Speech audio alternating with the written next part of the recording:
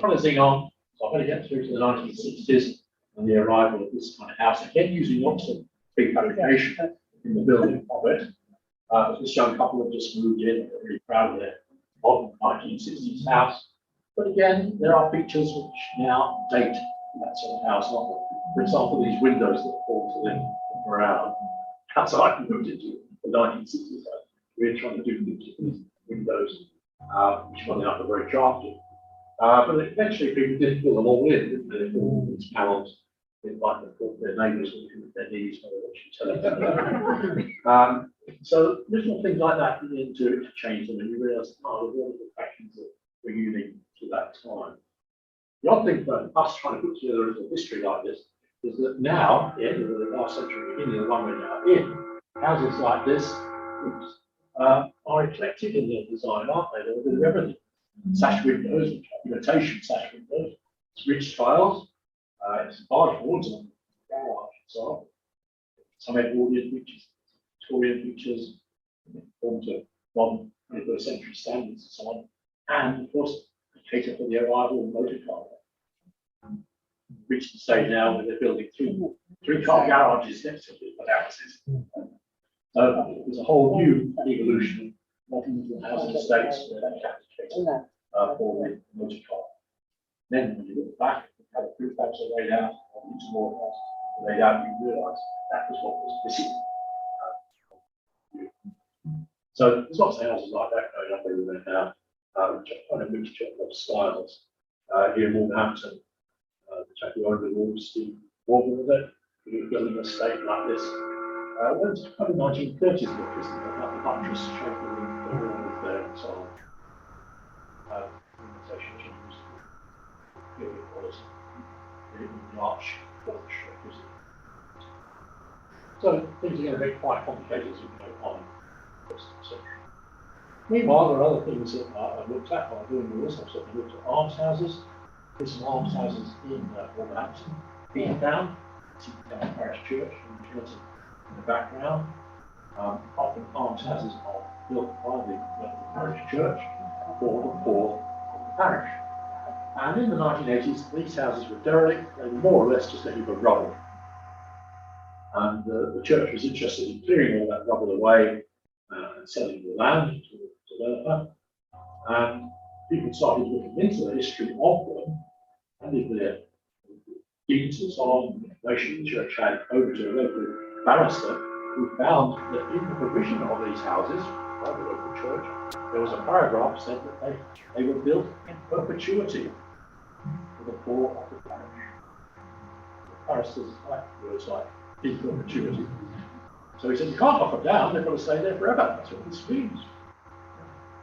The church were mortified, and they had to go into a scheme with the local authority, the local housing association, money from European funds and so on, to rebuild them.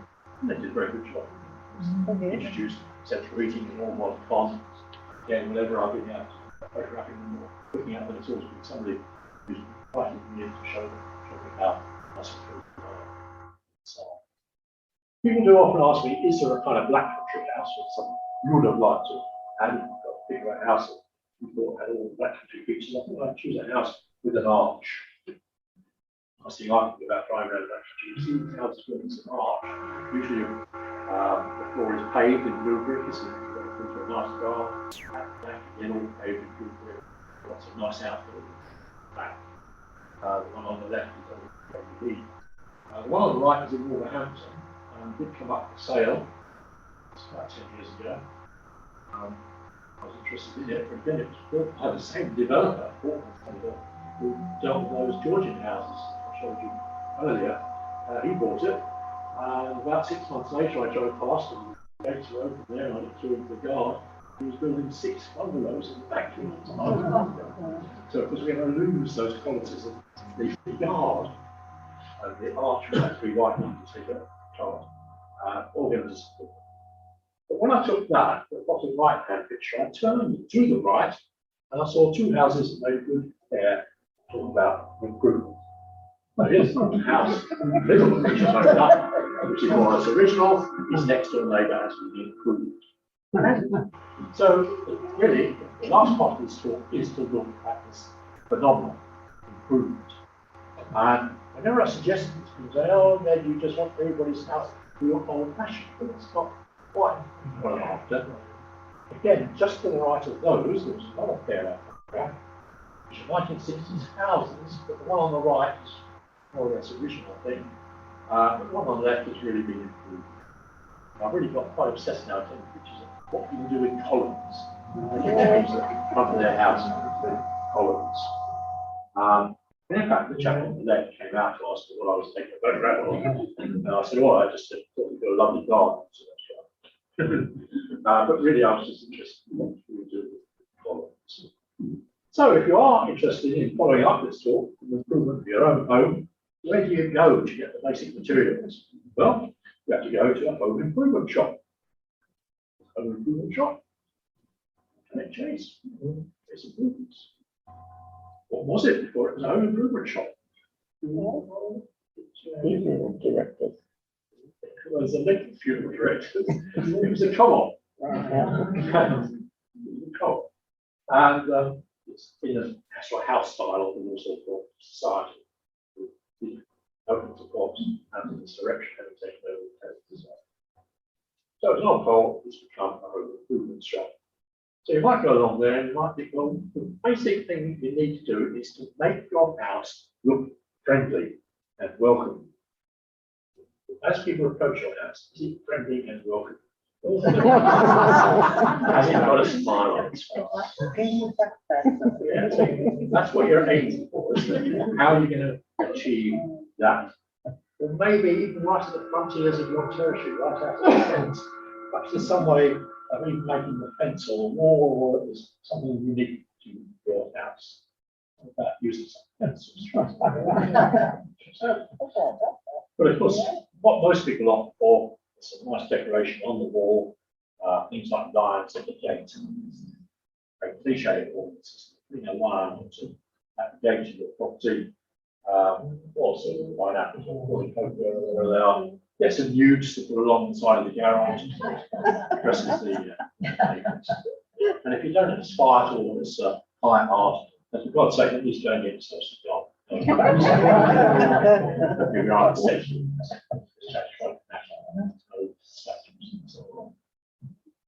in recent years, gnomes have become victims of theft. Chaining concrete their gnomes in position. So there's probably a whole story about gnomes in position. And I think it's only an extension of the world of gnomes to actually think about Christmas illuminations, isn't it? And that's become a real cult thing, hasn't it? Cul-de-sacs getting together and really spending a fortune on Christmas illuminations, but then come to see it, and then hot dog carts coming over the end of the road and so on. It all takes off. And this chap always added a new figure each year to his nativity scene.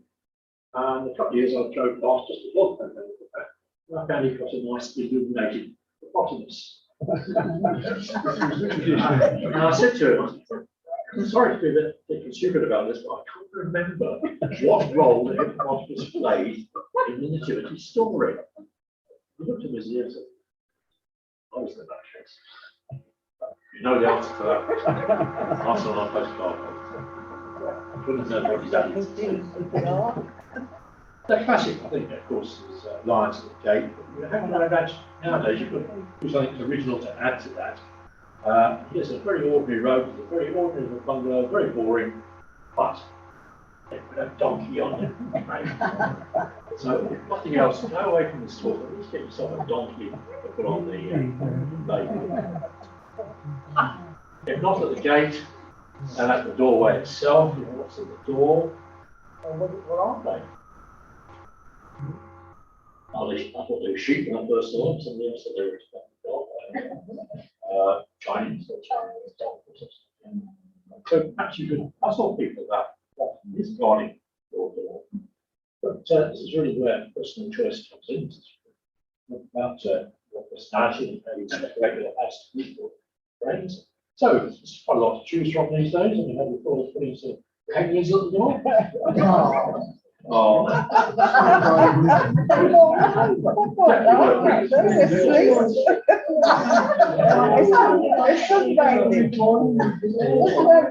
Maybe you could choose something that's symbolic of yourselves in some way. I know teachers who thought they were wise old folk, and there's a couple of owls, and over in Ireland, hawks are very popular.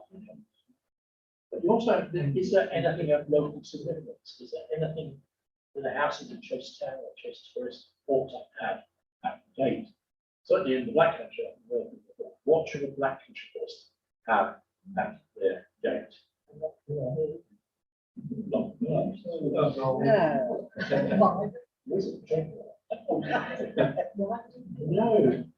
On the wall. Now, you as a mining district ought to be familiar with this, because actually it is a legend that operates in all mining districts. The same story over in the Shropshire Coalfield, Rumble in the Dorset Coalfield. There's always one community or one little estate which regarded that they're all pumpkins over there. They're all stupid. They're the sort of people who put a pig on the wall to watch the bad men. That's the phrase. There's bound to be one of the towns, and Mr. Blaine over here on the Chase, where they're regarded as somehow less important than everybody else. So simply they put big on the wall, which is back. And here it's the Normans, up in one of the lower ball in the Black Country, are reborn this way. But there they are, it's quite proud of it. Wall. And he has a, sometimes he wears a wolf's hat, or sometimes an Aston Villa hat. He wears a Father Christmas hat for Christmas and so on. So if you're a mining district, where's the place to put the pig on? But no, you must think it's appropriate. More or less, if it wastes the legend now, still trumps. Big joke. Right, but you don't have to be restricted. Have you, for example, have you thought of putting into a wrap at the door? Or something like that chap on the right. What is he? Yes,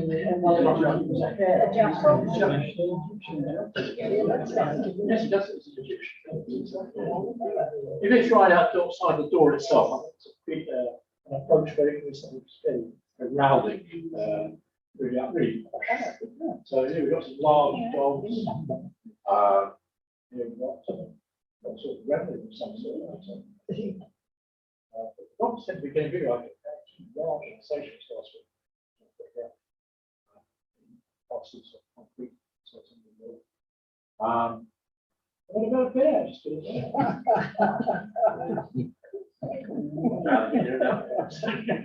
Sorry, you'll have to come around the back door. This is what I mean by heraldic. This chap has got the lions there and they're holding shields. Lions on, but also lions heads there. What was it? So you kind of create a whole and we're actually at the door at this point. So can you change the door? You go open this door, right, we'll change. You won't put a line on the gate, big on the wall, but we will change the door. So where do you go these days to the door? You go to the door shop.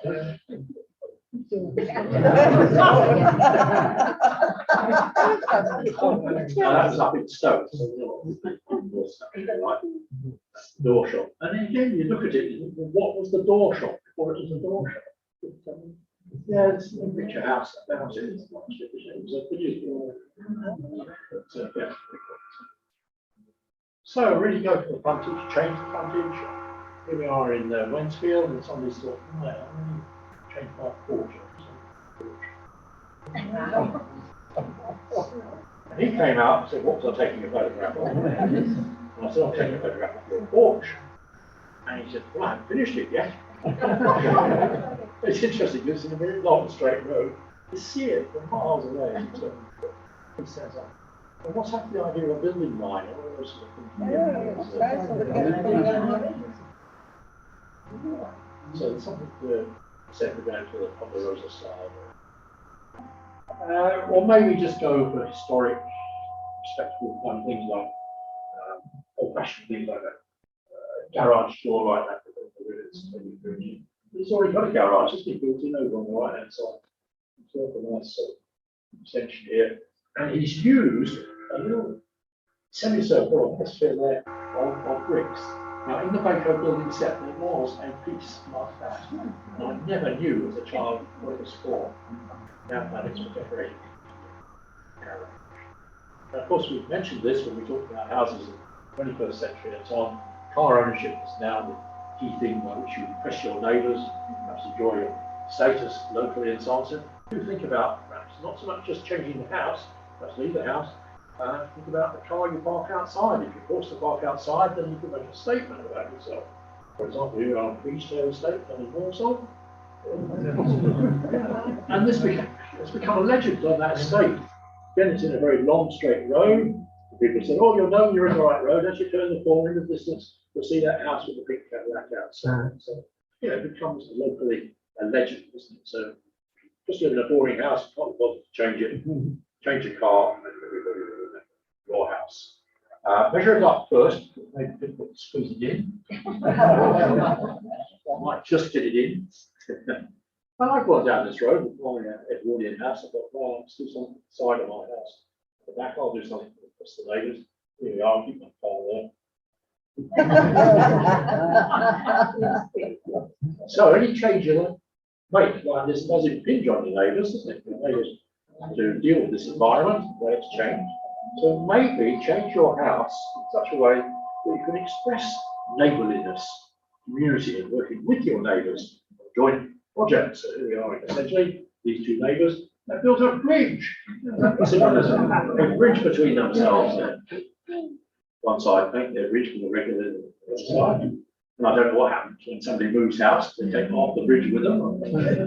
But that's a nice expression of we're working together as neighbours. We have a bridge. They're supposed to run over the train across the past few years and so on. Maybe you would set out and use your house as a point to which to convert your neighbours to your point of view, politically or religiously, or here we are deep down. Somebody's used everybody's house, even the waste things, to try and convert everybody. Everybody use the front of your house to do so. House fronts are interesting. What can you put in the front garden? Almost architecturally, what can you do? Here's a house in Old Hill. What a nice thing in the front garden. Pretty noticeable, isn't it? Would you like one of those in your front garden? What is it? Right, it's a canal tunnel ventilation shaft. The lovely canal goes under the bridge at that point, and that's one of the ventilation shafts. Obviously, that predates the house building. So maybe you think, can you get something in the front garden? Can you get something in the back garden that sort of puts the house into some new portions? Why not have just a little dovecot or something like that in your back garden? Make it bigger than a house. Have you thought about retirement and maybe down there? Have you thought, could I build myself a house in which I can retire, which perhaps sums up my whole of my career, the kind of thing I did? For example, somebody retired sea captain here. Go for that. And last of all, some of this house improvement business up. What about some practical tips to take away this evening? First of all, have you ever had trouble delivering things to people's homes because you can't find that house? And this is a really practical thing. It's talk about the front of your house. Can you clearly say to everybody where you live so they can deliver the local district newsletter or whatever?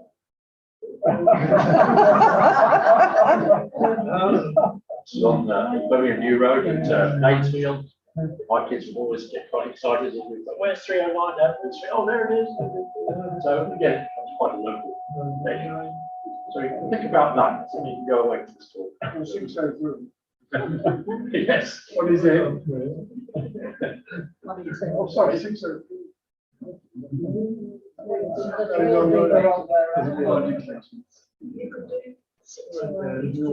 Ignore it. Okay, last tip then. Something really practical. As an ex-newspaper boy, and as somebody who used to do the Christmas Post, I always used to hate people who had very low level letterboxes and try and bend down, put something through the letterbox. It's terrible. So I always say to people about house improvements, one of the most practical things you can do is just make sure you've got your letterbox at a good height.